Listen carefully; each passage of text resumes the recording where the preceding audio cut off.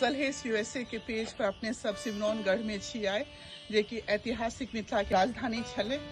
और जखन राजनगर के बात अबै छै, जखन दरभंगा महाराज के बात अबै छै, ओहि सब समकालीन अगर इतिहास के अपने पढ़ियो या प्राचीनतम इतिहास के अगर पढ़ी छिए तो सिमरौनगढ़ के माइनस क के मिथिला के परिकल्पना नहीं हुई छै।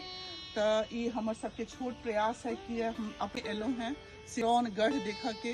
आइ बहुत सौभाग्य भेटल, जतेक महंत जतेक एहिठाम के केयर टेकर सब छथि, पेट्रन्स छथि, ओ तऽ अपन दिस से कऽ रहल छथिन साफ सफाई निगरानी, लेकिन जे स्तर पर एक संरक्षण हेबाक चाही, जे स्तर पर आइ खंडहर के रूप में तब्दील भऽ रहल है, काल्हि ई सब किछु नहीं भेटते।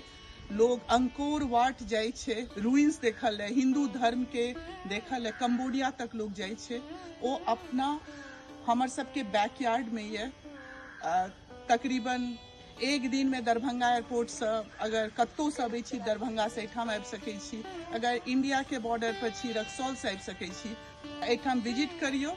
और जे हिसाबे अपने सबके लगैए एकरा ए बात के आगा बढ़ायल जाए कि सिमरौनगढ़ के संरक्षण हेबाक चाही।